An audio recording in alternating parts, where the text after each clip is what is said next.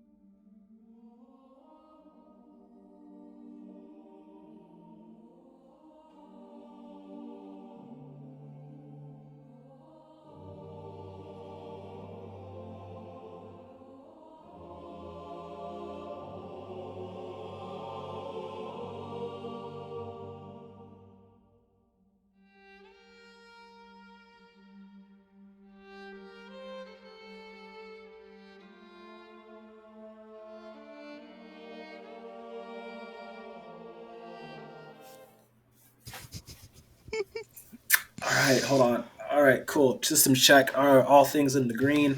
I didn't spill water this time, so you'd think we're good. Yeah. Hey everybody. How's it going? VAS Week 6. You know what it is. It's your boy, Beautiful Crow. It's over there. It's Infinite Dodge. And it's all the way on the other side. Kevbo and Nar? Wow. Say hi, guys. Hello! It's week What's 6. up? We're more than halfway through. Big sad, but also big happy because, playoffs coming soon. Gonna be great. Exactly.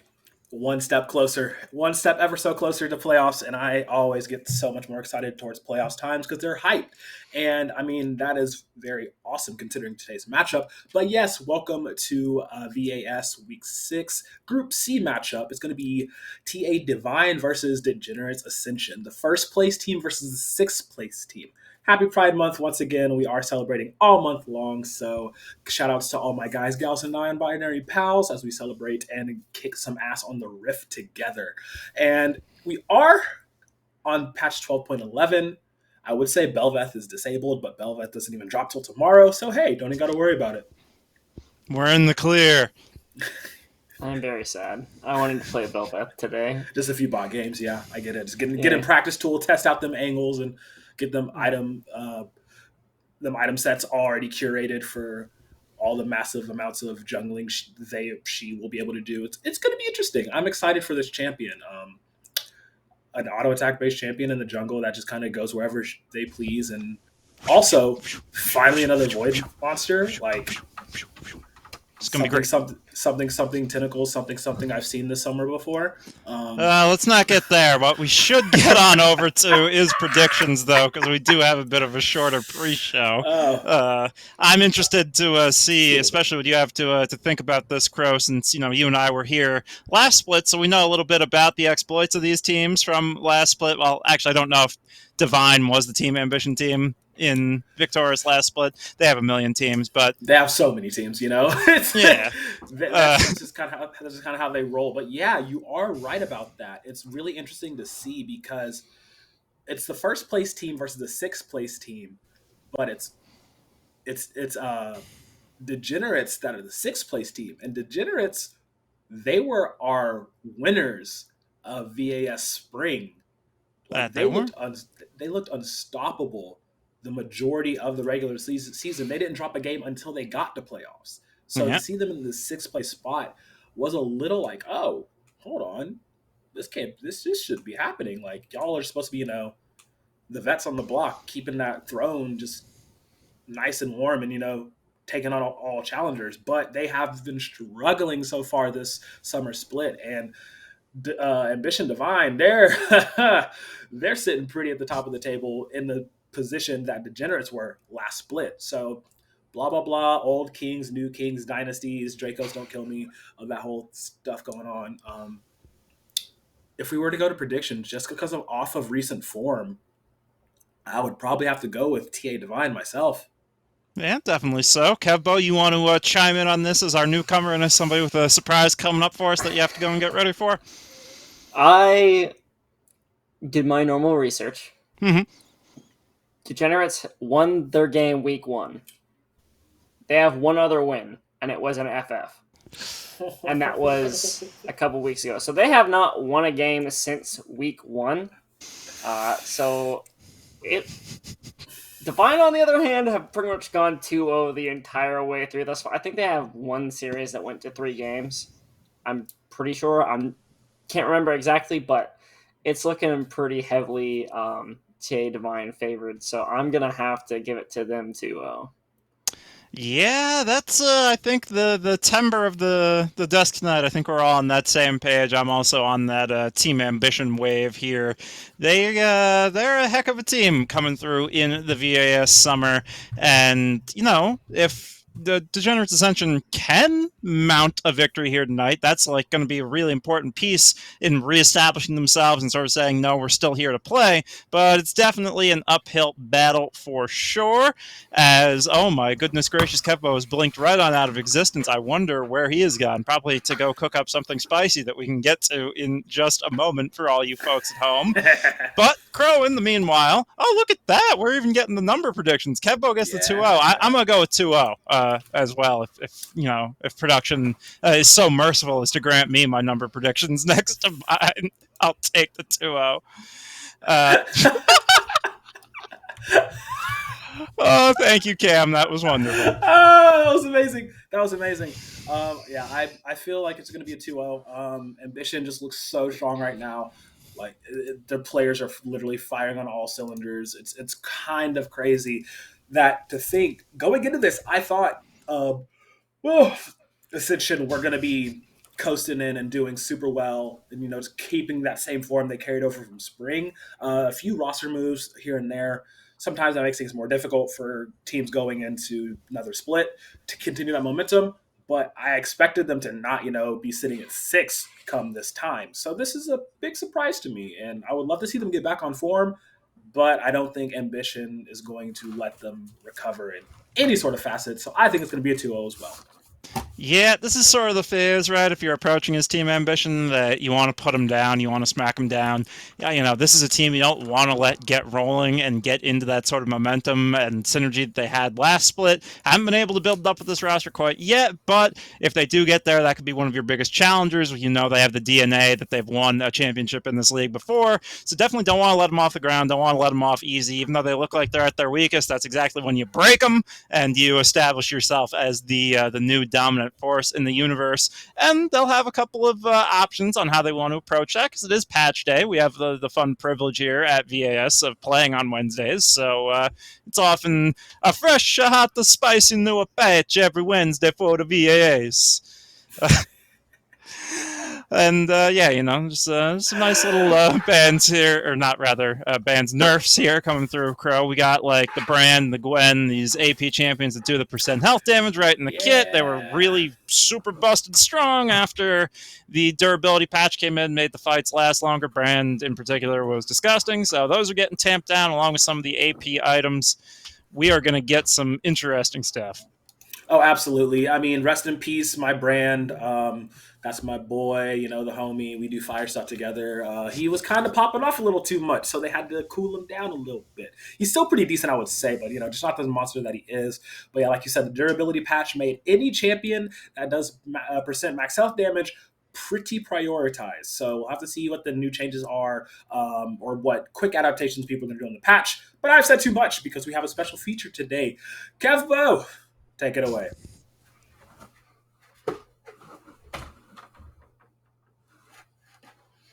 Oh, what's up, VAS? It's Kebo here, your local Blitzcrank propagandist.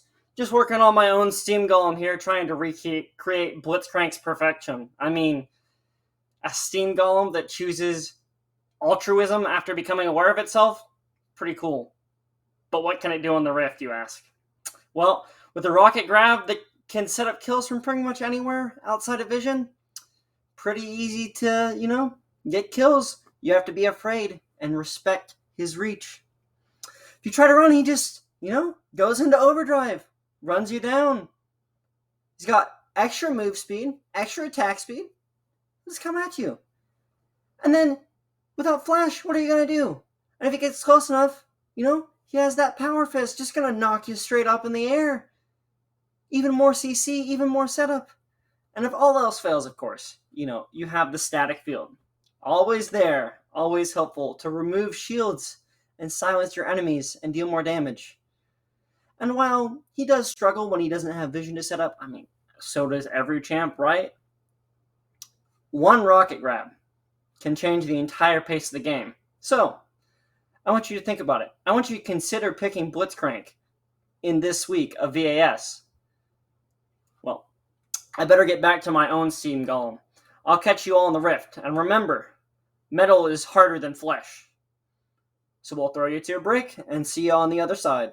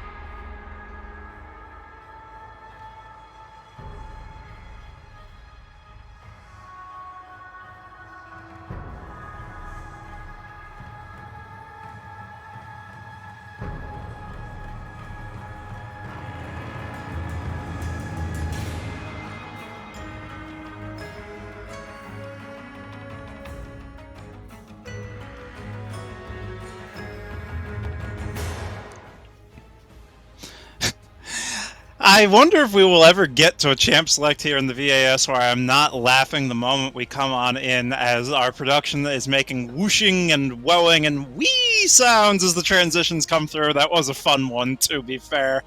Welcome back to champ select here on Wednesday's VAS. I'm Infinite Dodge, joined by the Blitzcrank propagandist himself. It's Kevbo over in the color seat with the very entertaining rant to send us on off, and we should be getting on into champ select here in just a second. Now, Kev, we didn't have the most time to talk on the desk about the implications of what season are we in? Season 12, patch 11, and the champion priority we might see coming through here tonight. Anything fresh and hot off the patch? Anything spicy you expect to have a little bit more or less priority than the last time around? I don't know anything about the patch. I'm going to be honest with you. I haven't read the patch notes yet. What I do know is what these teams play. I have all the picks written down. I am hopefully prepared. Spice is always welcome. Neither of them look like they're going to play Blitzcrank, so... then what's the point? Players? Why are we even here, really? Honestly. Kind of disappointed. But should be pretty interesting. It looks like we have some Enchanter players. You know, that you have those big 2 coins, whether you are an enthusiast of the hook champs and the tanks and the engage, or if you want to play that Enchanter style and kind of back up your teammates. Not quite as aggressive. Not quite as fun, in my opinion. A little less interactive. There's Caveman League of Legends, and then there's Brilliant League of Legends. And you're wearing Albert Einstein on your chest here tonight with that wonderful tie, so you should be a fan of the Enchanter, 500 IQ, who needs the buffs, quick reflexes, who do I put the shield on to keep from dying? We're not here to advocate for Ooga Booga, Caveman League of Legends. Everyone wants to play Leona and press 4 buttons and kill ADCs with no damage items because your base damage is stupid and you have a million CCs. Who has fun doing that? Everybody has fun. The key is Ooga Booga Caveman Brain, 500 IQ, hook out of vision, steals dragon. That's the game plan right there. You're blowing my mind. What else is blowing my mind is some of these bans that we see coming on through here as Champ Select does start. Twitch and Aatrox taken off the board. That's not common. That's some of that VAS comfort spice, I'm sure.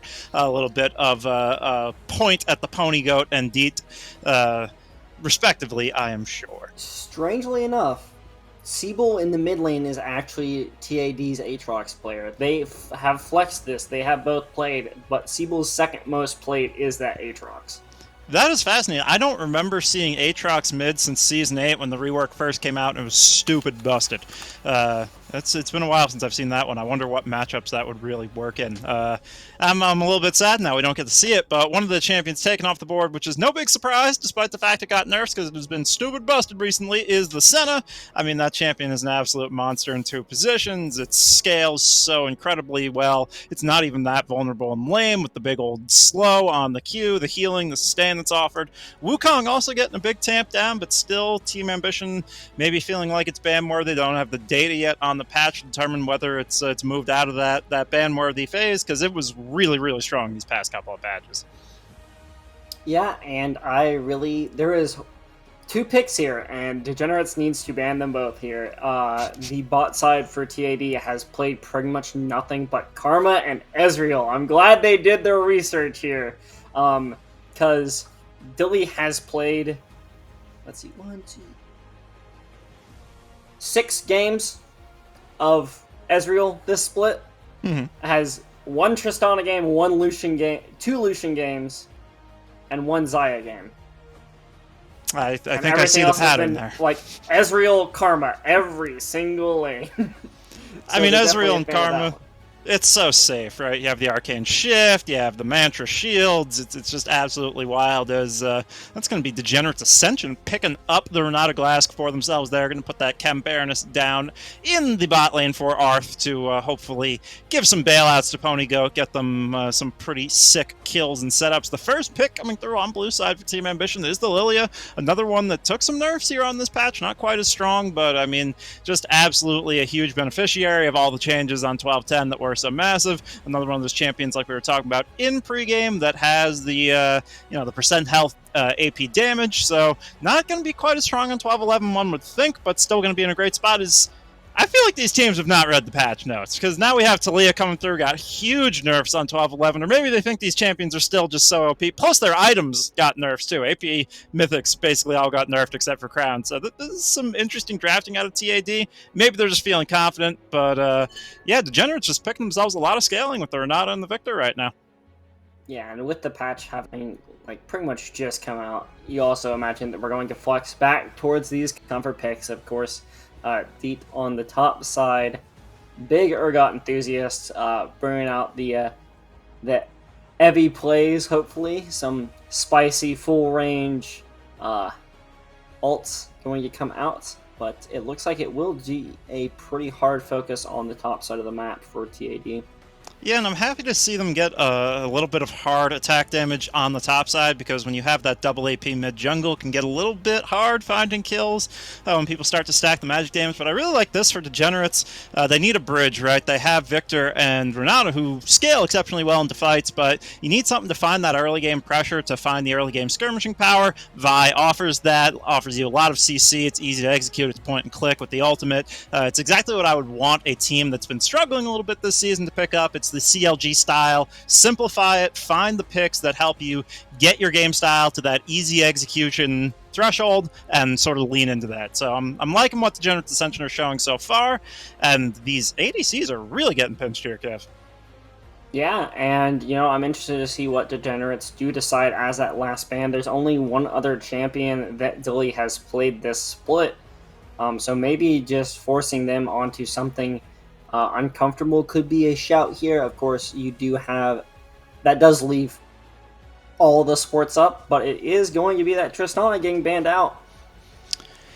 It's so funny to me. AD carry players so often go, AD carry's so weak, we get one shot by everything, our items are so expensive, why even play this class? And then you get into competitive 5v5 champ selects, and you see technically 6 AD carry. No, 7. Twitch, Lucian, Vayne, Tristana, Xayah, Ezreal, Senna. I mean, come on.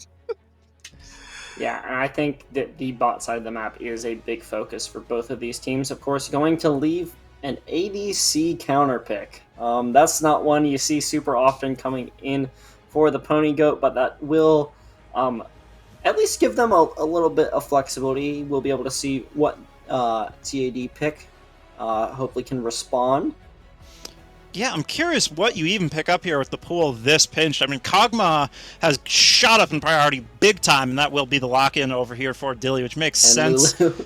Yeah, Kog'Maw, Lulu, it's that enchanter duo we were talking about. I mean, they love each other, those champions. They were built for each other, but Kog'Maw, another one, got huge nerfs on this patch, so it's interesting. It's definitely digging deep. Yeah, and that's not even something that I saw a whole lot of play on. I'm surprised they didn't go towards something more like the Jinx. That's something that Billy has played a lot in solo queue, and that big team fight potential is there. But we are going to see the MF picked up on the other side. This should be a pretty interesting bot lane matchup later in the game. Yeah, it's... I think I see exactly what Degenerate Ascension is going for here. As we already pointed out, it's about that ease of execution, right? And they're just saying, we're going to draft a press R comp. We're going to get that Unstoppable Force, multi-man knockup. We're going to have Vi come through with all the CC. We're going to drop a Chaos Storm on top of you, and then a Bolt Time to sort of top it all off. It's the Wombo combo. It's the Bronze Zodia. It's what struggling teams the world over lean to in times of crisis, and I like it. I think it's you're not going to get the works, ungummed and straightened out, trying to play more complicated compositions. So go back to basics, play fundamentals, play Wombo combo, and I think it's your best shot here at maybe finding an upset if you're Degenerate Ascension. Meanwhile, Team Ambition, they don't necessarily have a theme as much, but they're leaning towards their strengths, right? Sybil's playing something like Shove and Roam on the Talia very easily. Dilly and Zross are going to be playing these sort of scaling champions, so I think they definitely have that late-game insurance if Degenerates can't punish them too much early. It seems to me that TAD kind of just drafted Comfort, and then they weren't allowed that Comfort in the bot side, but just said, hey, here's this free combo that is known the world over. We'll take that, I guess. Yeah. So it should be a pretty interesting game here. Of course, like you said, I do favor Degenerates in the early game, but if any of these, really anyone besides the Lulu gets ahead for TAD, I think it's going to be a hard time to shut them down. They are really looking like one of the favorites to win the whole thing. Have had huge showings, all split, so should be a pretty interesting one. I do really want to see how well Degenerates Ascension execution setup. Yeah, it's all about getting back to basics, like we were just saying, and if you're going to allow this super fast-clearing Lilia to swing through her camps, get hard flank angles, start invading you on the Vi and taking your camps away, real lickety-split, it could start getting dangerous real quick, so definitely want to see some of that fundamental play, some of that vision control come out, like you do say. Based on these comps, I mean, you kind of just summed it up, just going into Game 1, we already both expressed we think it's going to be a 2-0 for Divine. I'll ask you, instead of asking for a prediction, odds for Degenerates Ascension this game. I'm going to go 70-30 for TAD. I think that's a pretty good shout. I'm actually going to go for the 60-40 just to switch it up a little bit, kind of leaning towards that 70-30. But, I really think that they do have a very good press R comp, and even getting one good team fight could win the game for them. So. Yeah, definitely so. We will see who does come out on top, who has assembled the more big-brained concoction here in terms of that draft cocktail, who is going to be happy at the end of Game 1, who is going to be quite sad, if it will be our undefeated Team Ambition Divine, or if it will be our defending champions, Degenerates Ascension, looking to put themselves back in everyone's minds and hearts here in week number 6, but that will, of course, be on the other side of a short break, so stay tuned. We'll return shortly.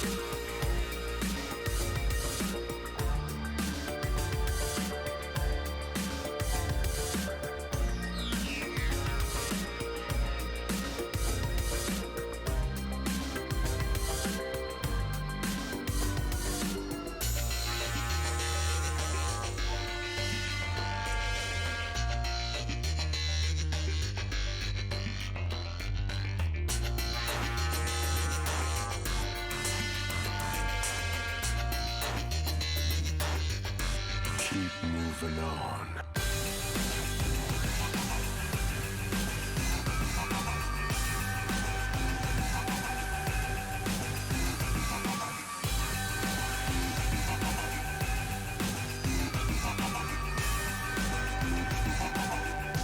Keep moving on.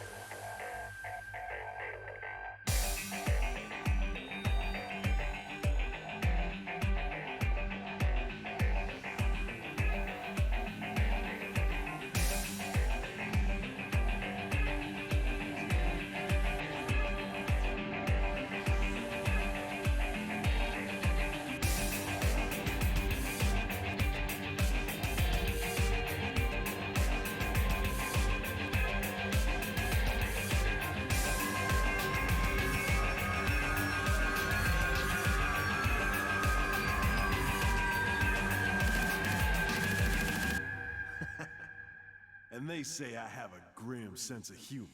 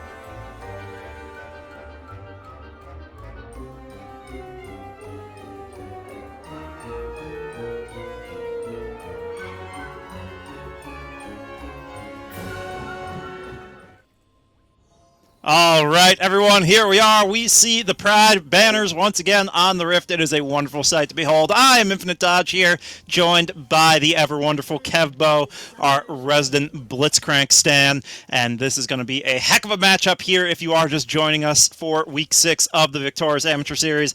We have our undefeated team here in Group C, Team Ambition Divine, versus our defending champions from Spring, Degenerate Ascensions. We see KGB get just a little bit tagged there by Sybil. Nice little tone toss over the wall. Kev, what are you looking at that we should be so excited for with our eyes glued to the screen for this Game 1 matchup between these two titans of the VAS? I think it's really on Degenerate's Ascension to get the ball rolling early. Like we said, their comp is focused on that early game, and they really want to get KJB, I think, especially ahead here. Are going to have some trading, though. I'd imagine we're going to see a pretty slow early game, though. Yeah, they have the tools, as you point out, to Degenerate's Ascension. They sort of want to play through them. They have the Pony Goat opting for this more pokey Misfortune build. I would expect that to be the Leandri's Torment with Lethality type beat down in the bot lane, alongside with Arth coming on in, playing support on the Renata Glass. You have the Vi, who can cause a lot of havoc with the early ganks, and you really want to find that lead so that your Wombos are strong come team fighting time, come about 10 minutes, come that second Drake-ish point. Definitely going to be up to Degenerates to push that pace. Meanwhile, Team Ambition, they have the scaling options. They have this Talia that's going to be able to find lots of roams. You see Deity taking a little bit of a favorable trade here into Hajime. Ultimately, though, I think we should see this Malphite have a pretty easy time against the Urgot, especially after the first back when you get some of that armor in. But it's going to be a bit of a clash of styles here, and we want to keep our eyes on Degenerates to see if they can really push the pace. Any tech choices you see here in terms of runes or anything that lead you to believe they're going to be looking for that angle in the early game? I do think that it's a bit strange that we are seeing, well, really nothing too crazy now that I think about it. You're going to have traditional runes across the map, traditional choices on everything. But no, really, it looks pretty normal to me. Yeah, I mean, definitely sort of in line with what we expect with solo queue type runes, right? The Hail of Blades on KGB, maybe you could say, is sort of aggro, but that's typically what you see Vi's take in solo queue. They go for the more aggro style, more assassin-y style. Sometimes you see that Eclipse coming through. Maybe in a 5v5 scenario, some people would opt for Conqueror instead, but KGB going for that burstiness hopefully will lend some aid to that early game angle in terms of finding these effective ganks. One thing I'll be curious to see if we do go on here is whether Dilly is going to opt for, basically all I've been seeing lately is the Kog'Maw sort of tank build that we saw popularized in the early parts of Season 11, the Wit's End and the Titanic Hydra, the Shield Bow, sort of a mix of on-hit along with the lot of tank stats. Pair that with the Lulu, you just become so hard to kill, as we see really aggressive trading in both lanes, but nothing really sticking to a kill pressure point quite yet. Yeah, and it was a very good trade coming in there for the Kog'Maw on the bot side, but it looks like it will maybe be the Lilia going for the first gank here. Not going to back off. And I do want to say, Sybil is usually the... I'm sorry.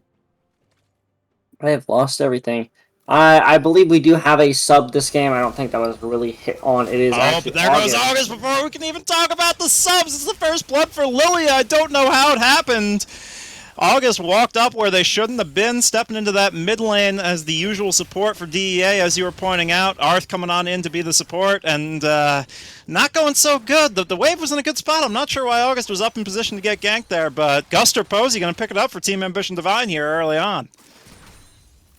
Yeah, and that is not what you want to see. If Gutser can get ahead early, this Lilia can be an absolute menace. We're going to see a trade here, though.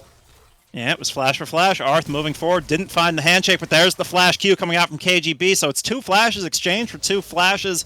Arrow and Dilly going to be pressured a little bit with their wave continuing to be in a bad spot. Maybe KGB can find some sort of punish. Now coming forward, does have to go through that spitball, however, finds some of that slow, does Dilly, so Levi has to pull back.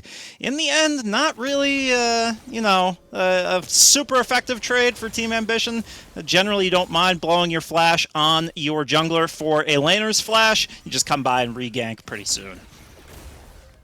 Yeah, and I think also it's kind of important there that the Pony Goat got to keep their flash, but trading on the top side... Yeah, can Hajime actually find this? That's a nice slow from Deity, but there's the flash Q. Can he find the last clap? Yes, he can. Hajime picks up the solo kill on the Rockman up there in the top lane, but before we can even think about it, Guster Posey comes, so that was a nice little handshake swat away from Arth to find the dissuasion on that gank. Is going to eat a little bit of poke looking for the trade back, but no harm, no foul for Degenerates. They answer back nicely on the map. And won the 1v1 on that top side that did look pretty rough earlier.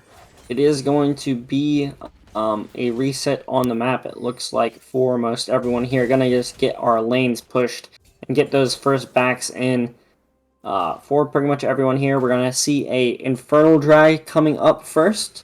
We'll see whether these teams do decide to fight around that one here in the upcoming minutes. Yeah.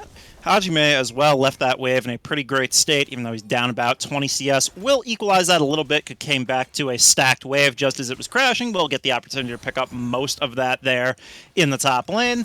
Now, we are going to see Degenerates be the first on the first Drake. I like this early Drake priority. You know that the opposing bot lane, neither of them have flash. You still have both sums on your AD carry. You can play out a fight here if they do try and contest.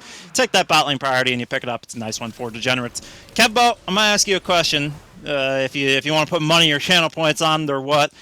What are the chances that on 12-11 Riot has fixed the dragon icons and... Oh, wait. You know what? I already know they didn't, because look, we had our first Infernal Drake, and it's not Soul Drake, and there's another Infernal Drake icon up there. So, Hextech Dragon's still not fixed on 12-11. It's 11 patches since they introduced this, right? And still not fixed? Pretty fun stuff. Glad to see it. Yep, gonna see that one come up. It looks like it will be a gank on the top side, though. Yeah, Malphite being put to sleep. I mean, Guster Posey has good action into the Malphite, but not enough to really pick that up. Is just going to be the victim of the own forced aggression there, as Hajime played it very slow and confidently. Knows that, you know, Deity's not a big threat with the armor starting to stack up, and Guster Posey wasn't really ahead enough to find the damage there, even with the ultimate committed, so just dies in the turret. Hajime looking strong up here in the top lane. Oh my god, might even pick up another one here. Absolutely popping off on that top side, weak side King coming out. Gank on the bot side, though. Yeah, the dive coming on through, but Dilly and Arrows Ross have all... Is it Arrow Cross, Arrows Ross, Arrow X Ross? Who knows? I believe it's but they have, Cross. Yeah, that makes sense. They have all the tools they need down there on this Lulu cog lane to resist that sort of gank coming through. Ponygoat doesn't have 6 yet, neither does Arth, so not a lot of big damage tools to follow up for KGB. These turrets hitting hard early on, but here comes the mid laner. Cybele, though! Oh my god, Arth just getting swatted away. Arth has looked so good so far on this Renata, finding so many impressive handshakes. Yeah, really, honestly, some of the most impressive handshakes I've seen. Of course, you know, I'm not a big solo queue person myself, so maybe they're just out there popping off and I don't know about it, but really impressive for Arth thus far on this Renata. Yeah, definitely so. You know, most people, I think, probably don't consider Renata like a hook champion. I know you're a hook champion supremacist. I don't think of her like one because it's so short range. It's kind of finicky. You never really see Renatas hit that ability. But Arth making it look very, very good here tonight. So we're just going to go back into that little bit of a lull state. I think Degenerates Ascension have that early game comp, and they're doing their best, but even with the kill lead they have, are still down in gold. It will be a trade on the top side, though. I don't think you win this one, Deity.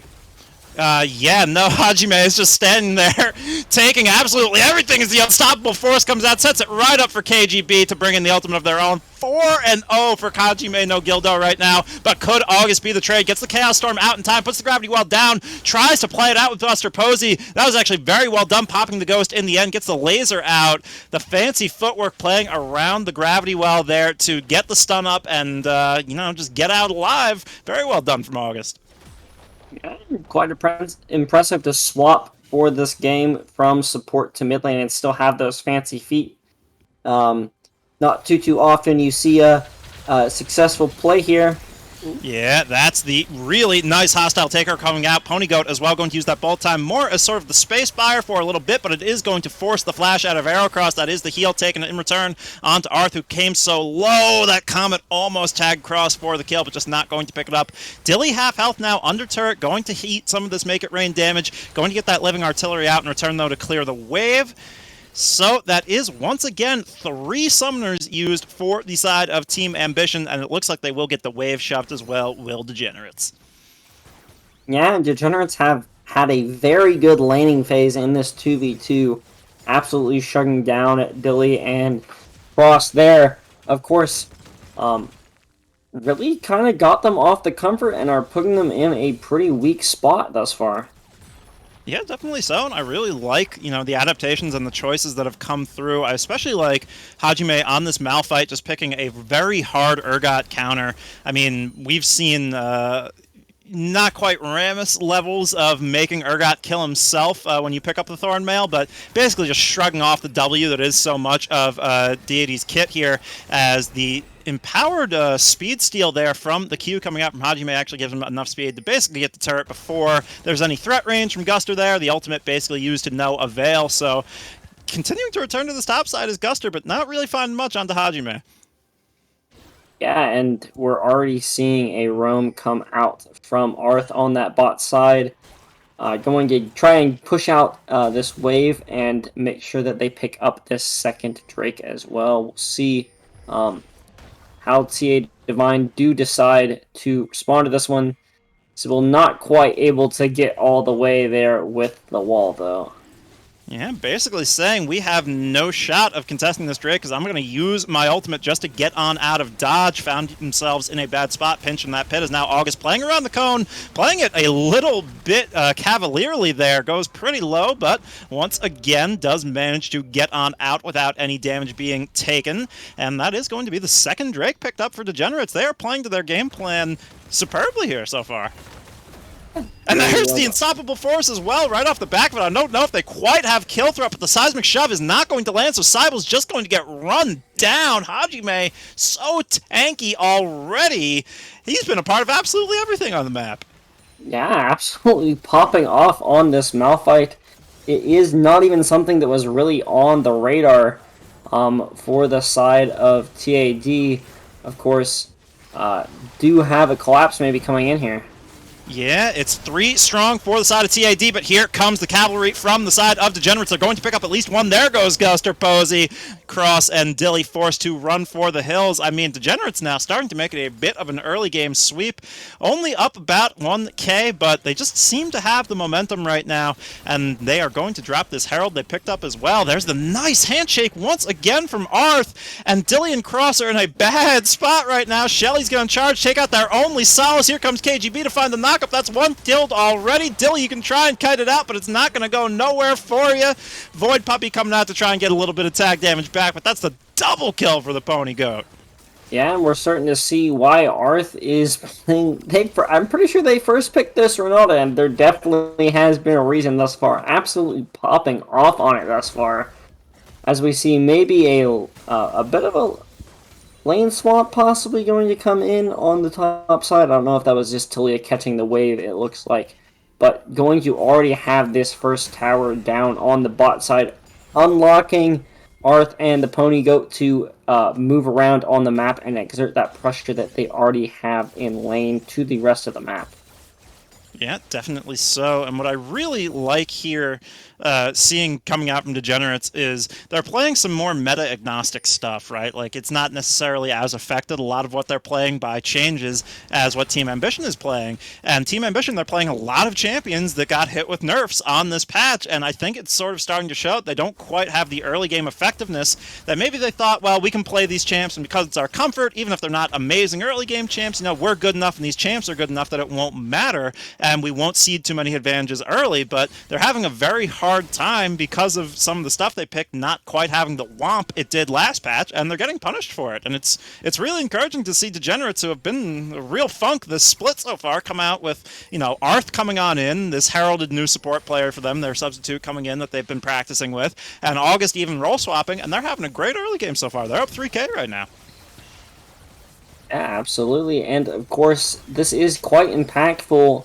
On the standings, it'll mean that Divine is down, as we see a gank just missed with the laser, it looks like, for August. Yeah, KGB. but it's not going to be the end of it, as KGB coming all the way from downtown to make sure Deity doesn't get away on that one. I mean, this Urgot is so put upon right now, as that's going to be the nice leap over the wall coming through from KGB, going to be asleep for so long, though. Probably going to have to give their life as the living artillery comes down, ticking away with this percent health damage. That's the bailout. It's not going to result in anything quite, though, and the bullet time not angled quite right either to pick up a takedown at the end of it, so it is going to be one answered back on the deep dive, as now Hajime might be in shutdown position, is going to get body blocked by Arth to keep that last seismic toss coming through from Cybel from finishing it off. But that was a close one for Degenerates. They don't want to gamble with this lead they've managed to build for themselves. They're going to pull out now. Yeah, and that shutdown was so close to going over for Cybel in the mid lane. But of course, do see the resets coming through, and really was still, I think, pretty pretty neutral, but also when you're behind, neutral trades are exactly what you want for the side of TAD. Yeah, they do have all of this scaling potential with the Lilia, with the Kog'Maw Lulu. Definitely love to take any fights that are just going to extend the game, result in a more slow-paced game state for themselves, buy themselves time to scale up, as we do see Dilly opting for the Rageblade Rush.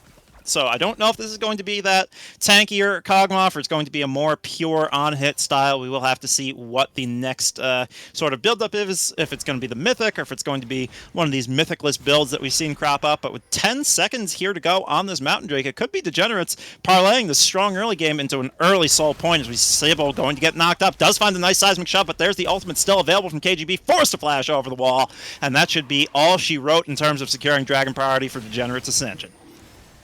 Yeah, and Mountain Soul is just going to mean that, you get to shut down that Kog'Maw even more, make them scale even longer. Of course, Dilly already had a pretty rough laning phase, I think, but should be able to hopefully come online here soon, as it looks like they're just going to rotate all of their members onto this Rift Herald. Yeah, Degenerates know they run the map right now. They have their pick of the litter when it comes to where they want to move as the team. We see Deity having to respect us. Now we see August coming forward with the Luden's burst to pick up Sybil. That was a nice little from the shadows Chaos Storm to absolutely delete the Talia, but now we see another great handshake coming through, and the CC as well onto Cross will make that one easy pickings. I mean, Degenerates are absolutely rolling this game right now. Yeah, they're starting to look like they are last Splits champions, absolutely popping off. Maybe a little bit of change is all they needed here, it would seem. Going to be able to take down that mid-tier one and get a charge on the second one, hopefully, as well. Might even be able to take this one. Yeah, I don't see why they can't, as there goes Hajime once again with the unstoppable force. Pony Goat goes on a rampage. The counter sleep, and here comes the roam from Sybil as well, but pops off in a very bizarre place there. KGB right on their face, going to be the sacrificial lamb to allow the rest of Degenerates to get out. That's a big shutdown going over to Deity, but the rest of the team gets out with 2 turrets and a soul point under the belt. August as well, shoving all the way down to the tier 3, picking up another tier 2. I mean, it's a 5k gold lead. I'm sure Degenerates is very happy with that play. Yeah, I mean, you did get the shutdown over, but it only went on to the Urgot, which is going to struggle, I think, a little bit to get into these team fights, especially with the Renata that wants you to walk into them. So should be not too bad. Of course, as we get resets coming in, I'd imagine we're going to be looking towards this purple worm coming up here in a couple seconds.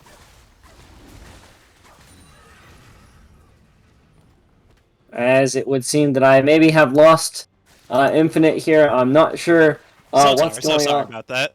Went to take a sip of water and then left the mute on, and it happens alarmingly often here for me.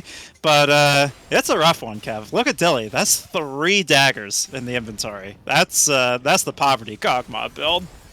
Yeah, just going for as much attack speed as you can possibly get at this point in the game. I wonder what they will end up deciding to build that into. Maybe a Runen's, of course, relatively popular item on the Kog'Maw, but at this point, you just gotta take what you can get, really, on the side of TAD. Yeah, and checking in on the other items as well. One thing I've been meaning to point out through this game, where I did say that Degenerates was a little bit more, meta-independent in where they went with their picks, whereas TAD kind of went with stuff that got tamped down out of the meta, at least so far is the thesis on 12-11. One thing that they really did win for themselves is not just get a hard counter that, with the Malphite, which Hajime has been popping off on. Tanks actually did not get as much of a boon from the durability update as people expected they would, being, the primary class that utilizes durability stats. So they got a lot of buffs to the affordability and the tankiness of their items on 12-11. That Frostfire Gauntlet coming through for Hajime going to be giving 100 extra health. The combined cost on the Bomby Cinder is lower, so definitely some tank buffs mean that Malphite's hitting these big spikes even sooner, going to be parlaying this lead even more effectively. And Degenerates just continuing to push up, get this deep vision like you pointed out in Champ Select, and really control the map. They can make some big plays once this Mountain Soul hits the Rift in about a minute here. Yeah, and for Divine, you really just have to turtle and hope you can win the 50-50, or even be able to force a 50-50, or maybe a Fnatic brush like this, as our lovely producer has pointed out. But it's just so hard to even get that vision down. You have to be afraid anytime you don't see Hajime or KGB on the map. You can just get CC'd and shut down so quickly. Yeah, and one thing that's really impressed me about Degenerates and is starting to make me rethink my entire sort of thesis on this series as it stands is that it's not just the pick tools that you have to be afraid of coming out of the darkness of the Vi, the Malphite, right? I mean, Arth is making Renata Glask look like a standard hook champion. We wanted the Blitzcrank because we love Blitzcrank here at the VAS, but Arth is making this Renata look almost as effective as Cybele, trying to find the deep flank, but that does mean they are isolated and they're going to get shut down, just absolutely eliminated by August, as Hajime, no fear, walks up to scout out multiple members all by themselves. No, they can't be put down. It's going to be a 4v5 for this Mountain Drake. Yeah, and all you really got left is that flash over the wall. They don't even have the vision down yet. Oh my goodness, Guster Posey forced to flash just to evade the bullet time. There's the Transmorgify as well to try and find the health through it, but it is not effective as the jungler is taken out. The Mountain Soul is picked up by Degenerates. They are up 15-3. They are stomping this game right now. Our defending champions came to play. They came to dominate as Dilly gets run down like the dog they are on this Pugma. We'll get a little bit of true damage tag back down to Hajime, but Degenerates absolutely sweeping right now. They're cracking the base. Yeah, it looks like they're going to get 2 inhibitors off this play, possibly. We do see the respawn timers coming in, looking for something aggressive, but it's really hard to get. On top of this team, with that Renata that is already so far ahead. Yeah, Cybele going for desperation plays, flashing forward aggressively, just trying to find the damage. They will get the sleep out onto multiple members with the Lily. Augusta Posey coming forward with all that percent health burn will take out Hajime for the big shutdown. 1 inhibitor going to go down in return, though. Yeah, I managed to save that bot inhibitor and did pick a shutdown up. We'll see if Gutser does decide to keep going for this one. Yeah, Arth finding the movement speed steroid on themselves with the fancy feet as well. I mean, Guster Posey just absolutely styled on right there. Ponygoat and Arth not afraid to kite it back and get the damage down as they leave. They pick up another kill, do this duo lane, and they are looking so strong for Degenerates. Absolutely popping off for Degenerates on that bot side. Had an amazing laning phase, getting the 2v2 kills, getting away even when they were getting ganked, and it looks like it is going to be a Baron rush for them. Yeah, the basically as soon as possible soul for Degenerates, a 5-minute spawn Baron, came in at 20. They're picking it up right at about 24.5, 25. They are just hitting these objectives like a truck. I do believe they got both Heralds as well. It has been a clean sweep in essentially every way for Degenerates. And look at this standing gold they have to pick up in the top lane as well. Yeah, and it's so hard for Divine to get out, to get those waves pushed in and try to pick up those objective bounties even. They don't send members, of course, they're going to just lose their top side as well. All you can really hope for is this Kog'Maw in the mid lane going to pick up some farm, hopefully get a good team fight. But it has just been that insane vision control and map shutdown and objective control for Degenerates thus far. Yeah, absolutely so. And what's really scary to me, I mean, everything about this situation is scary. Down 8k at 25, down a Dragon Soul, down Baron. But look at Ponygoat on Misfortune. That's a 3-item Misfortune to a just now 2-item Kog'Maw. It's going to be a rough one as Arth not going to connect on the hostile takeover there, but once again, the handshake back. Sybil already taken out the bolt time. Absolutely nasty on top of multiple members. Ponygoat lined that one up with the Chaos Storm quite perfectly. Now it's a tier 2 that looks like tissue paper in front of the advance of Degenerates Ascension. They're not even worried about it. They are just angling for the end of this game. Yeah, and really good setup by KJB. Goes in, gets several knockups, and the bullet time Chaos Storm over the top. The press R comp comes through very strong here, looking for an end. Yeah, and I do think they're going to find it quite easily. There goes both Nexus turrets, and there goes the Nexus itself. Degenerates Ascension showing up and showing out in game number 1. They came to play, they came to be heard, they came to re-establish themselves as a force in the VAS, and man, oh man, did they do it in style. Yeah, and sitting right now in 6th place, but the fight for the middle of this pack and that last playoff spot is still very close. They could, especially with a shutdown against Team Ambition, that could give them the boost to take it across the line and take them into playoffs, of course. Deity, or sorry, Hajime on that top side, on the Malphite, weak side King absolutely popped off. But of course, it did seem to be Arth on this Renata as well. Yeah, I mean, it was an absolute power pick coming through for Degenerates.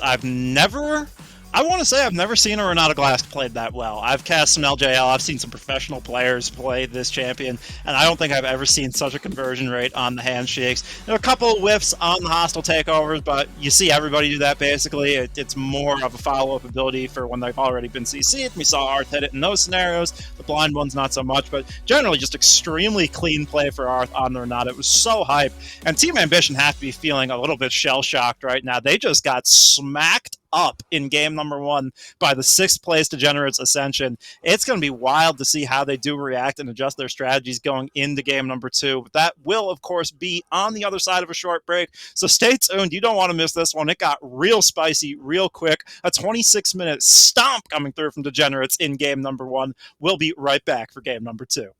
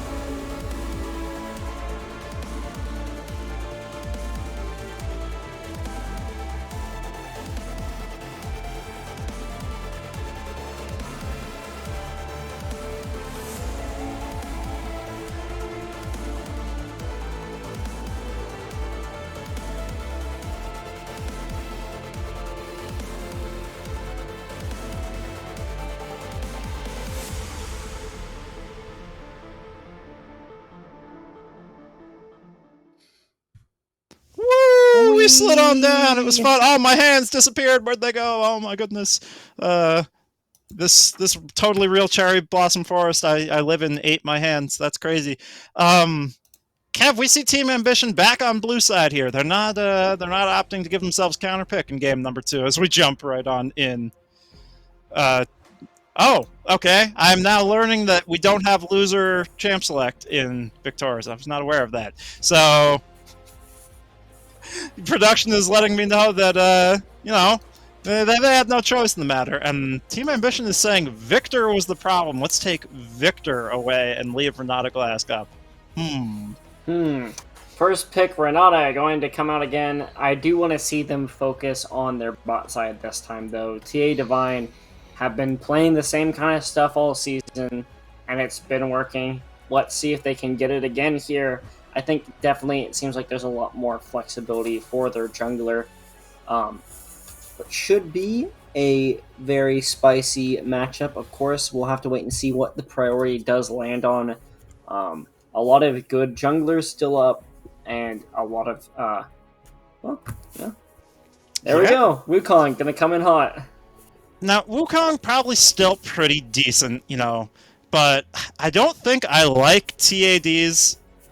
I'm really curious if they've read the patch. Like, I know sometimes the patch is like placebos, but I feel like a lot of these champions they've been picking have taken really heavy nerfs on 12-11, and Wukong's definitely amongst them.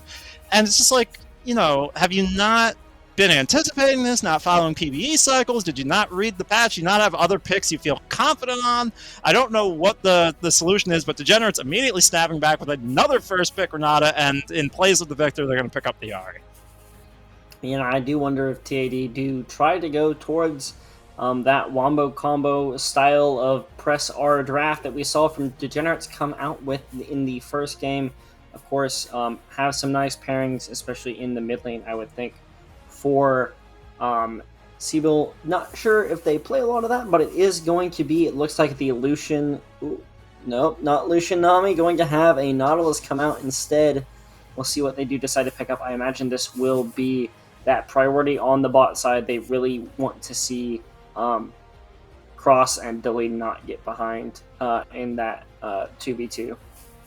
Yeah, the Nautilus already giving them so much more lane presence than the Lulu did.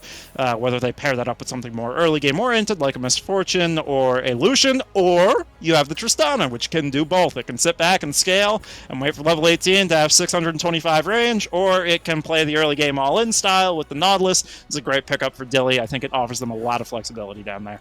Yeah, and going back to one of those 3 picks that they've picked thus far for TAD, staying true to what they're good at, I think was a good flex. And of course, going to be seeing a bit of a possible flex coming in for Degenerates Ascension. I don't think we'll see a Lucian top, but that is always a possibility there. But it looks like we are going to see what direction these teams do end up going. I'd imagine we're going to see some jungle bans coming out from TAD and probably some mid lane bans coming out for Degenerates here.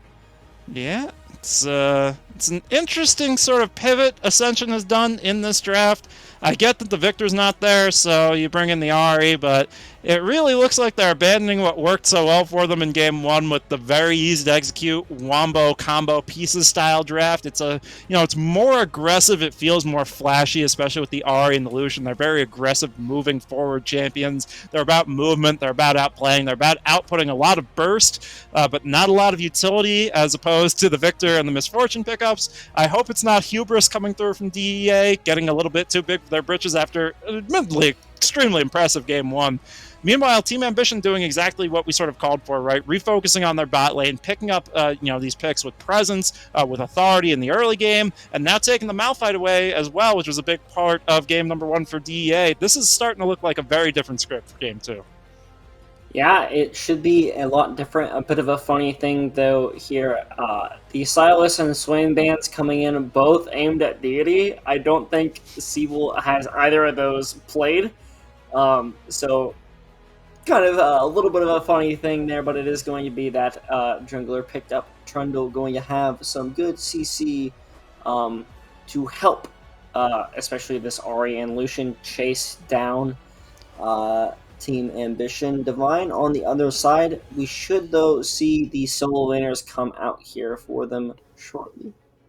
Yeah, that Yone, that's a big declarative statement there from Sybil and or Deity. I'm not sure which one plays more of the Yone, considering you've said some pretty weird things about their play styles and which champions they do favor, but that's basically them saying it's not going to be game one again. We're going lane dominant this time. We're not going for the sit back passive style. We are going to punish your in lane mistakes, and that Vladimir picking up some buffs on 12-11. This is going to be a very strong pick if it does get locked in. Instead, it's going to be the Gwen. Again, one tamp down with some nerfs, but not as extreme as some of the other champions they picked up, and it does give them some of the magic damage that they're maybe missing in their comp. The response is going to be Poppy from Degenerates. This is an interesting composition from Degenerates, I have to say the least. That is definitely a comfort pick, though, coming in for Hajime. Has much in the way that Dilly has played a lot of Poppy this game. I think this will be their 5th pick of the champion on this season. So definitely a comfort pick coming in for them. Like you said, though, is a bit of a weird draft for them. I do like to see that Trundle Poppy combo, though, coming through on that top side of the map. Should be pretty fun. But definitely a more aggressive draft coming in for TAD. Yeah, definitely so. You can see some of those pillar slam combos with the Poppy, with the Trundle. Could be explosive executed correctly. Not a lot of reliable CC or utility for Degenerates this time around. They do have some favorable interactions going their way. If it is going to be like an Aftershock Trundle, or rather an Aftershock Nautilus, you have the Trundle, you can sap some of those resources away, some of those resists. But overall, Team Ambition definitely looking like they have the easier to execute composition this time around. But maybe that sort of sets up the fact that if Degenerates can pick up another win, and another win in dominant fashion, as they did in Game 1, it really does start to seal them as one of the teams to beat going through into this second half of the split, because man, oh man, that would be impressive with a more disjointed approach in Game 2 and just the absolute domination of Game 1. If they can pick up a clean 2-0 here, it's definitely going to be a very good look for them, but Team Ambition definitely lots of tools to prevent that from happening, keep their undefeated streak alive. Yeah, and at the very least, this is going to be, I believe, only their second series that has a potential to even go to 3 games, so should be a spicy one. Like you said,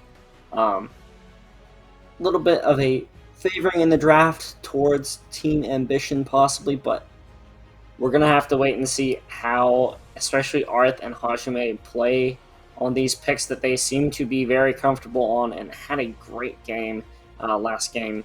Should be a very fun, interesting game as we get ready to hop into draft. I believe we will be throwing it over to a short break, but we'll be back with you on the Rift here in just a few moments.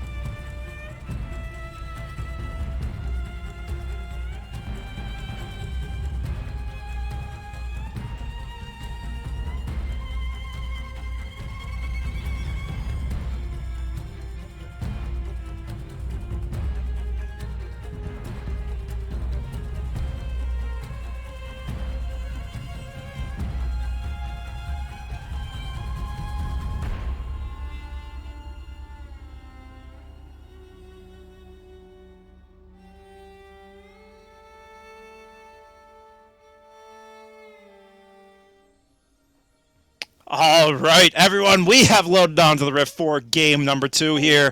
It is Team Ambition Divine versus the Degenerates Ascension. For those of you just joining us, it is Degenerates finding the spicy smackaroony win in game number 1.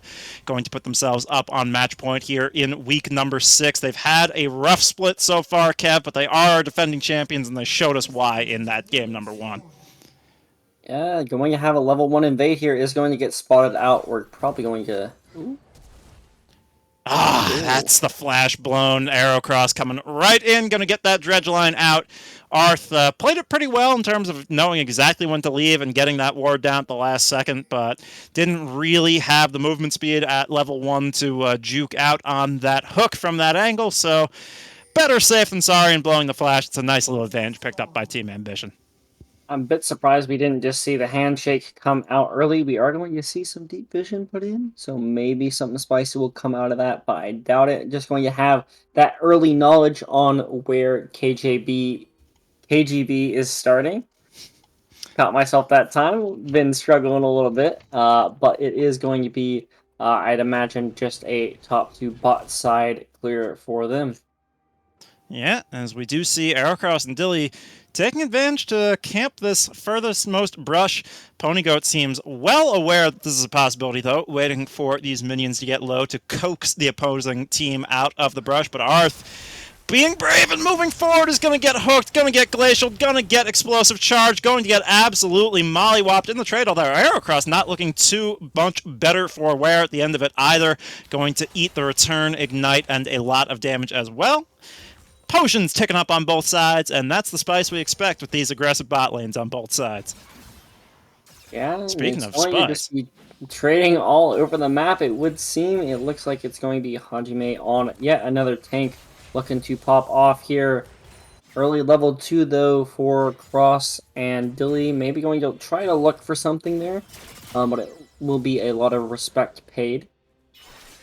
Yeah, definitely so, and as you probably should when you've already gotten chunked out very hard at level 1, and now the level 2 is coming across as Deity. Not going to be playing that trade attempt very well. Going to get sort of beat up upon by these buffed turrets that are doing lots of damage. The tier 1 turret damage actually nerfed back down a little bit on 12-11, but still stronger than they once were, doing lots of damage even with the extra stats. But now we have a fracas going on down in the bot lane. That is the flash force by KGB, who wants to come back into the fight as the exhaust actually came down onto Dilly, forced so low. Ponygoat and Arth trying to fight through it, going to flash forward as Pony can't get the last auto attack down, though. It's the first blood coming through for Wukong, but here comes August over the wall with the flash charm. They're going to pick up Guster Posey. You have to feel as no, he has the playful trickster. He's going to get his way out. Are you kidding me?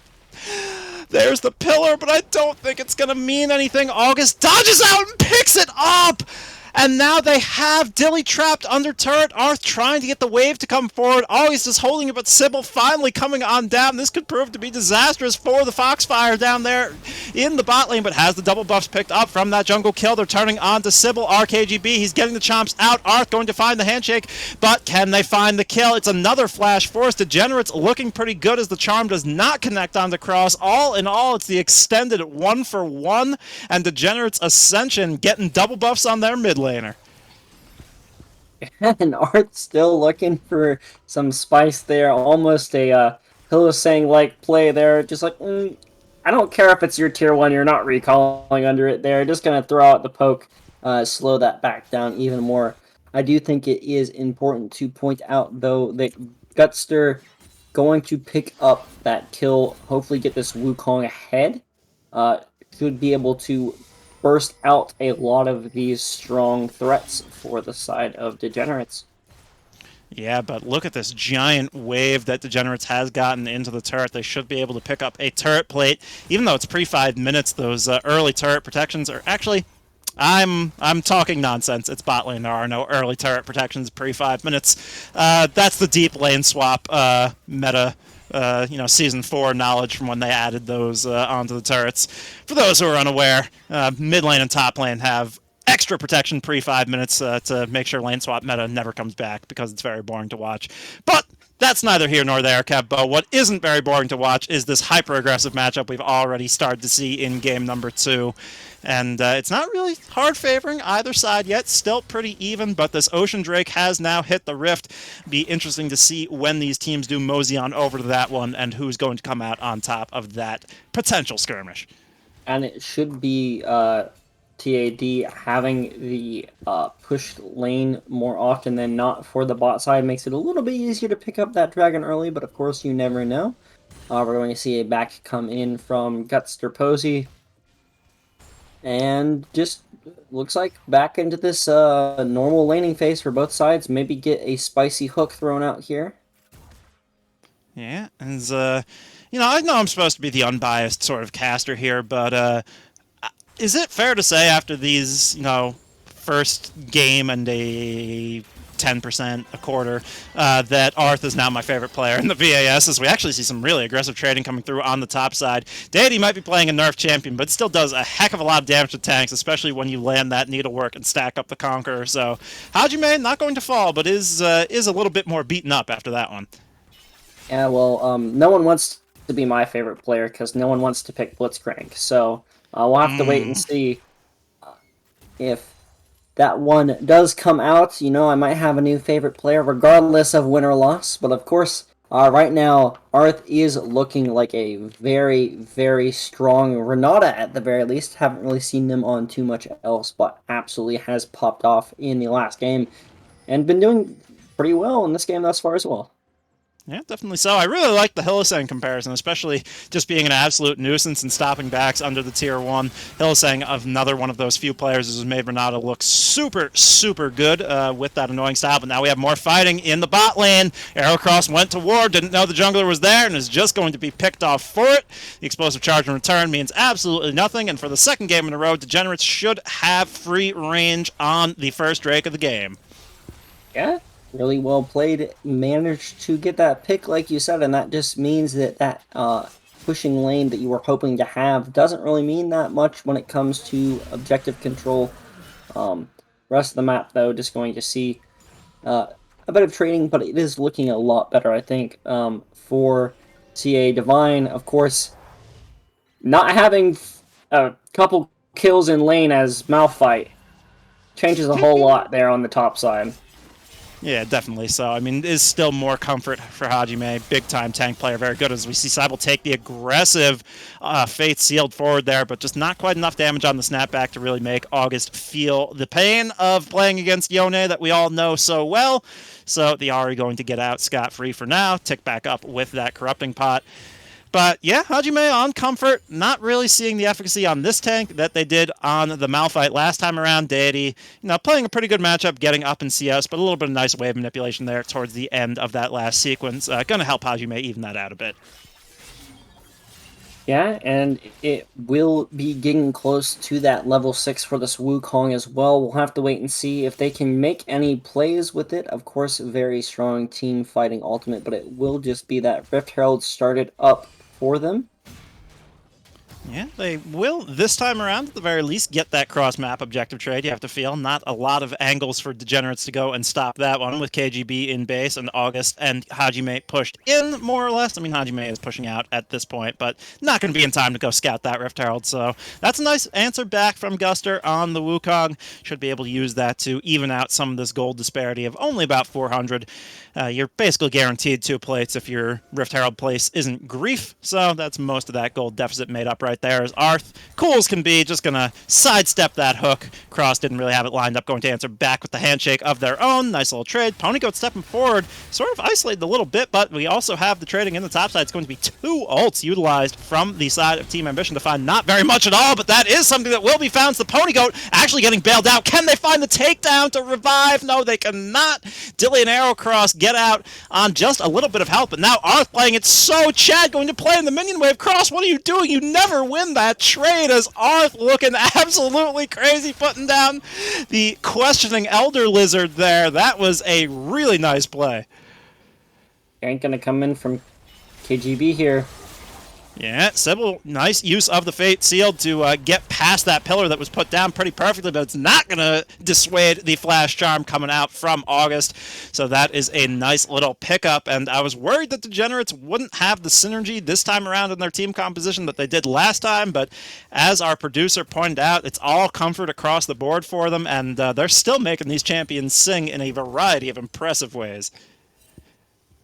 Yeah, very importantly, though, on the bot side, haven't seen a whole lot go back and forth. Both these champs, of course, can have a huge impact with the early lead, but it's going to be maybe some aggression getting punished here on the top side.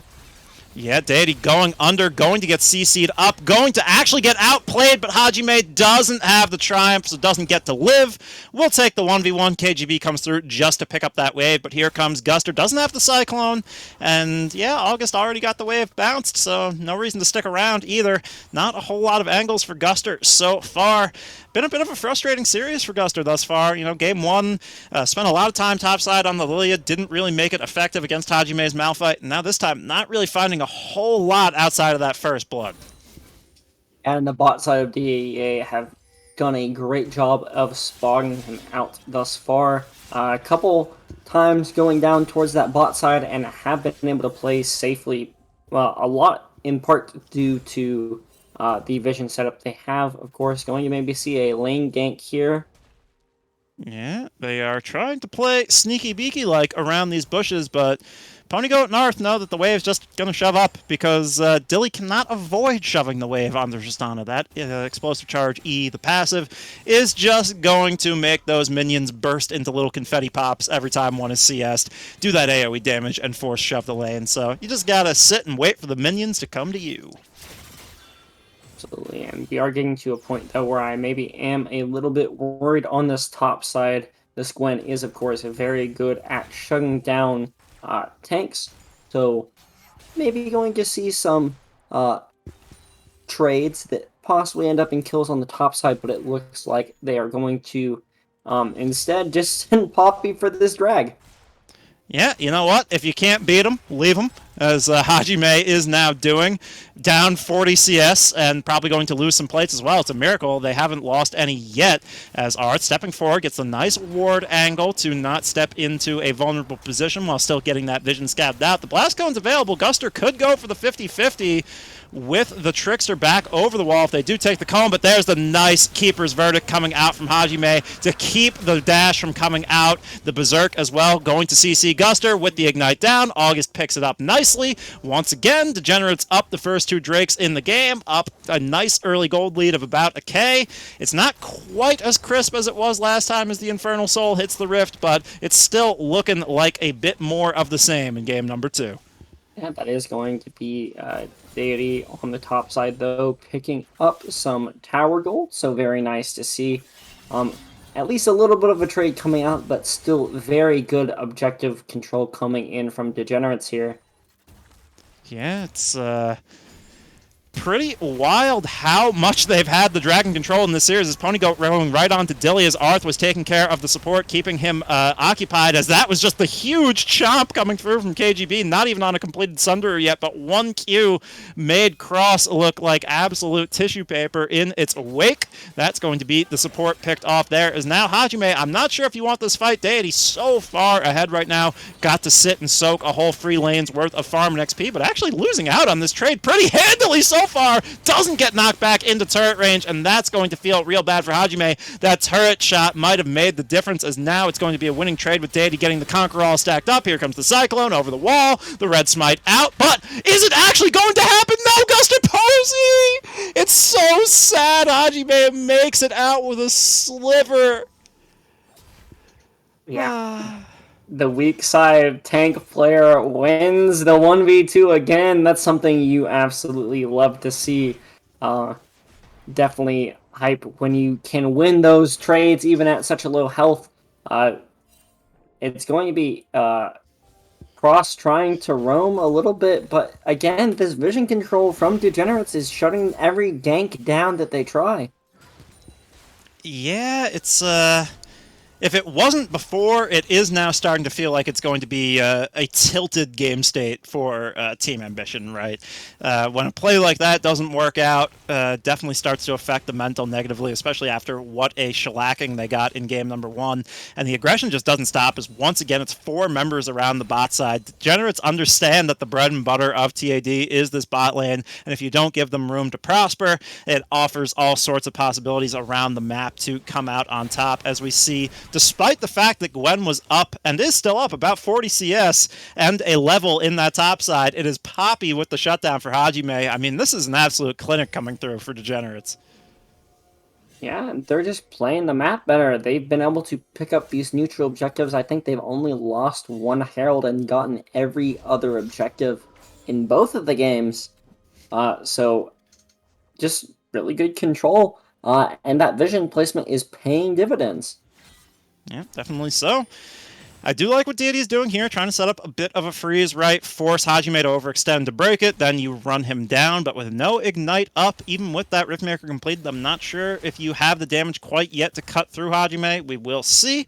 Has looked favorable in some of these trades so far for Deity, but Hajime really feeling themselves in this series. Going to make it pretty hard, as now Deity having to sacrifice some of that health bar to keep the freeze going. Yeah, and we'll have to wait and see if Guster can get up on that top side, maybe offer a little bit of CC to help them run down that Poppy, but of course, the ultimate from Poppy, really good at slowing down those ganks. Of course, you can't really get anywhere on the map for Guster, it would seem. A trade going to come in, and there's, dissuaded immediately by Poppy. Yeah, it's that steadfast presence is a nice ability. I've really liked Hajime's use of it as well, popping it early when moving up to the wave to CS with the passive. Just keeps Deity from threatening an immediate dash in. It's very nice, even in these matchups where it is favorable for the opposing player, just because of how overloaded their kit is in comparison to yours. Still offers those tools to keep yourself safe and play that weak side warrior role quite effectively. Absolutely, and it really doesn't matter how much you continue losing on this top side, as long as you're not allowing Deity to get too much roaming off on just keeping them on that top side. You can continue just soaking that pressure that could be put elsewhere and allowing the rest of your team to get ahead, but it is going to finally get some number advantage possibly here on the bot side for TAD.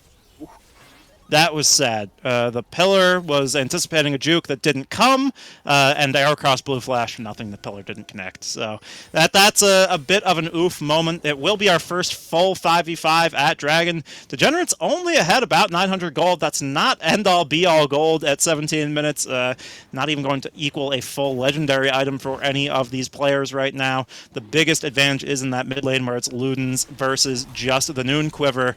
We'll see what it results in. August waiting off on the flank, trying to find a priority target. Now will show on that ward. The dredge line not going to connect. Goes right through the wickets as the Fate Seal does find the jungler. However, KGB not going to hit the smite, so it will be the steal going on over to Team Ambition. They find their first Drake. August trying to find the flank angle, however, is going to get exhausted and going to have to kite back. Now it's Arth under fire, but they are winning the trade on the cross map. The double kill for Trundle coming through, and they will now run down cross. They find the big wins. The Spider-Man away. Will it be enough for the last man standing? Yes, it will, but that is still the 4-for-nothing picked up. Just the Drake going over to Team Ambition. Yeah, and they still have time to walk over and pick up that second Herald as well before this Baron comes up. They do got to start it pretty quickly, but it should be very hard, if at all even possible, for Team Ambition to contest that one. Yeah, Guster's running right up, but I don't think they're going to get there in time. Although it is going a little bit more slowly. Nope, Guster stopped for the Wolves. Not even a thought in their mind that they can contest this right now. Did have the smite available, whereas KGB's was down, but not going to risk going in blind, no vision. Would have been a 1v3 even if they got there. So once again, Degenerates Ascension up to a pretty big lead. It's not quite as dominant as it was at 19 minutes last time around. Remember, it was a 26-minute victory in that game number 1 for Degenerates, but still in a commanding position, up 4K. 2 Drakes to 1. They've picked up a first turret as well. Things looking good as August gets a nice charm to dissuade any further aggression from Sybil there. Doesn't have the Fate Seal back up quite yet, but here's the channeling of the Hex Flash, but August reads it pretty well and just backs off right in time. Yeah, they don't know where Nautilus is on the map, so just really good respect coming in from August. Like you said, backs off, not even going to worry about that. We are getting to the point, though, where Deity might be able to pick up this tower on the top side, maybe get some pressure put up that way, but it looks like it will actually be a bit of a lane swap coming in for DEA here. Have sent Poppy towards that bot side, and it looks like it's going to be rotating that bot lane mid. Yeah, and it's really impressive the way Degenerates have played out their macro in these 2 games so far. Not even dropping that top lane turret, still picking up first turret in this game despite, Gwen basically being a tower-taking machine and finding a lot of advantage inside that laning phase. And it's really crazy that you have your support player swapping into mid and performing at such a high level in both these games. August looking very mechanically competent on the Ahri, really making that pick sing in what could be, a pretty hard matchup. I've played a lot of squishy mages into Yon before and gotten absolutely clapped. It's not a fun time. August is just playing so well in this mid lane in both these games. It's really been a pleasure to watch, along with Arth, who takes the cone over the wall. Doesn't quite get that one correct, at least sends the teammates the other way, but you know what? We like the aggression here, Kev. Yeah, might actually end up turning in their favor, the return from Arth with that ultimate.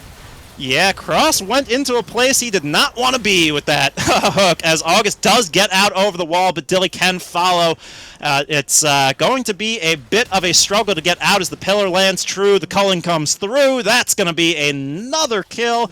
And did I say this game wasn't looking as dominant as game number 1 for Degenerates? What have you been feeding these boys? I mean, they are up 16-4 here, 4K at 21 minutes. They have another Tier 1 turret. That's the whole Tier 1 turret line through, and now they're turning right for Baron Nashor. It's going to be a 22-minute Baron. It's really no way to contest yet again on any of these neutral objectives for Team Ambition Divine. Getting absolutely shut down right before every single one of these objectives. Yeah, and it's, they're just playing these team fights immaculately. Again, I gotta admit when I'm wrong on these things. I did not see the lines. I didn't see the combos to invoke some Yu-Gi-Oh! Speed. I've been playing a lot of Master Duel lately when it comes to Degenerates comp, but it just goes to show that they're so confident coming into this series, especially after that game 1. I was worried it might be hubris, but they're executing so well in these fights. August especially living for so long, using these dashes in and out, going over walls, finding these key charms. It's really been a pleasure to watch them operate, these champions with these high skill margins and play right to the letter, and it should give them full range on this, Infernal Drake coming up in 30 seconds. He'll put them on Soul Point. It's just been a clinic from them in this series so far. I mean, does Arth miss these handshakes, bro? What is going on? That's just Cross forced to flash once again, punished out. It's a short Spider-Man that's going to be the depth charge coming out to try and escort the exit, but doesn't really mean much. It's a lot of cooldowns burnt and a reset forced out. And what happened between the past couple weeks and this week? DEA going from not having won a single game since week 1. They did get a win through an FF, but going from that to absolutely dominating the team at the top of the table thus far. And it looks like this Dragon given over for free and a chance to put themselves in a very good position for playoffs. Yeah, they still have a long climb left to make. They are at the bottom of the group as it stands right now. But, I mean, winning this one brings you back up to 500. That 3-3 record is an open book when it comes to 3 more weeks of regular season play. And the momentum of taking down the first place team cannot be understated in terms of what that does for the mental. These roster swaps looking so good for them in terms of getting back to that, championship form that we saw come out from them last split. And it's been such a fun series to watch. Normally normally I get a little bit tiffed at these teams for upsetting my predictions, but this has been nothing but fun for Degenerates coming out as we see Sybil now going for the desperation play, getting that fate sealed in, but it won't result in anything at all. Once again, it's just the slivers coming on through from Degenerates as they answer back in kind. They're going to flash forward to find Dilly. The Cyclone might mean something, but not much as it's Deity against the world. That needlework finding lots of damage, but now you are in a 1v5 situation. August, Spirit Rush forward, and look at KGP absolutely tear through the charm, going to force Deity up into no man's land where they are picked off, and the wave will be approaching this inhibitor as well. 24 minutes, so the death timers are short, but I think this could just be Degenerate's end angle. Yeah, it looks like they can kind of just ignore them and push down these towers, going to take those ones so quickly. And it was a 2-0, but in the opposite direction, all of us predicted a really strong game coming out, and that's going to be DEA picking up kind of an underdog win. Of course, I did not know the backstory. Maybe could have dissuaded my prediction just a little bit if I knew they were the champions. You know, you do have that occasional. We came back from MSI. We worked our butts off. We're gonna relax the first couple weeks and then just off at the end of the season, make playoffs anyways and win. Are we making excuses, Kev? I mean, Brandon, you have more of an excuse than any of us because you weren't here last split, so you didn't see Degenerates in the finals. I do believe it was the reverse sweep in the finals, too. So we know Degenerates has a great head on their shoulders. They have the capability to face adversity and come back stronger, and man, did they show it tonight. They absolutely mollywopped Team Ambition Divine tonight. It wasn't even close. I mean, you have a 26-minute win and a 24-minute win coming out to play and just looking absolutely crazy with it as we do see the charts coming on through. And what's really struck me about 12-10 that doesn't, and you know, the post 12-10 world that we live in, which doesn't make a whole lot of sense to me, is the fact that a lot of the times these damage chart numbers don't look as high as you would expect them to. And it's like, there's more health in the game. It means that people should be doing more damage to find kills, doesn't it? But these damage charts consistently look lower than they looked before. I guess that's the bonus resistances coming into play. I'm not entirely sure why that is. I would have expected one of these players in this game to have cracked 20k, but it's pretty evenly distributed all around that 12-13k mark. Yeah, and I believe we will actually be catching up with the host that's doing the most. Beautiful Crow here joining us on the analyst desk to break that one down. No, Bro. Cam, why would you do this to? I love how it's framed so perfectly. It's producer, Camcom, and then all three of our completely wrong predictions. Comrades, compatriots, friendos. We were wrong. On this day, we're all Kong, man. We're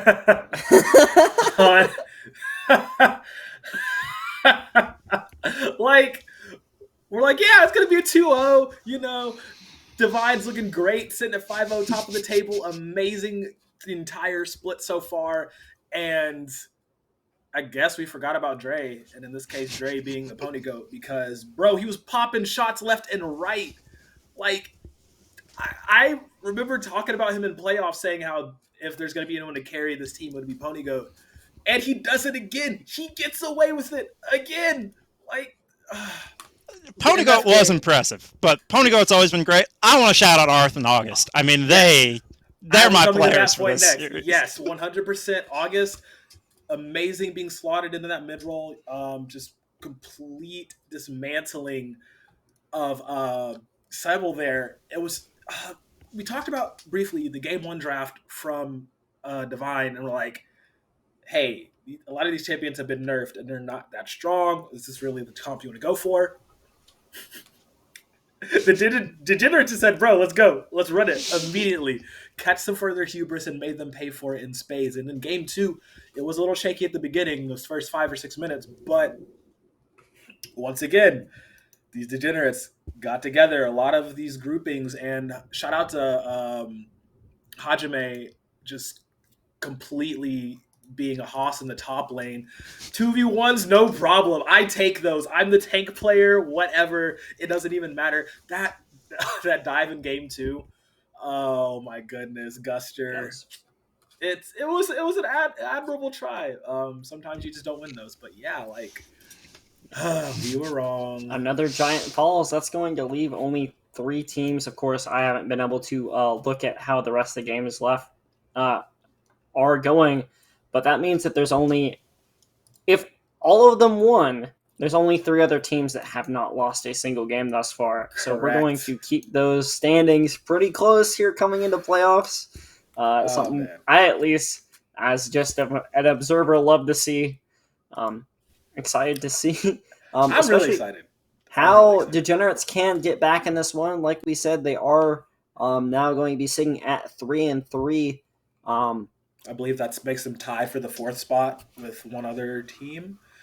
So yeah, this is that end of season climb. Like we said last week, it's a halfway point. Playoffs is coming up soon. There's still perfect amount of time for them to make that playoffs run. There's plenty of time for them to keep this momentum going and potentially give us a back-to-back. If anything, this could be the start of that run, and I would love to see that because the story would just be so sweet. It would be so amazing to see that happening. Storylines, King, Legacy. We're here for all of it. We're here for any of it. Hopefully, we're here for some Blitzcrank. I'm still waiting, but fingers crossed. Give Kevbo Blitzcrank 2022. Like, let's get that going in chat. Get that on Twitter. But yeah, start the hashtag. Just start the hashtag. Let's get that going. Let's get that going. Dodge, coming to you first. Standout player of the series of your MVP. I already have mine. It's so hard to choose. It's really, and I don't want to downplay Ponygoat because Ponygoat does what Ponygoat always does, which is play solid from the AD carry position, give your team exactly what you need to win, played aggressive, played well with Arth. But you look at all the other players, and they were just so standout. I mean, Arth making Renata look nasty. You have August role swapping and looking nasty. You have Hajime playing the weak side warrior and making some outplays in the meanwhile, and then you have KGB just absolutely jungle gapping. So it's really, really hard for me to choose. I'm gonna go with Arth though because it was just so much fun to see Renata finally look useful. Valid. I like that, Kev.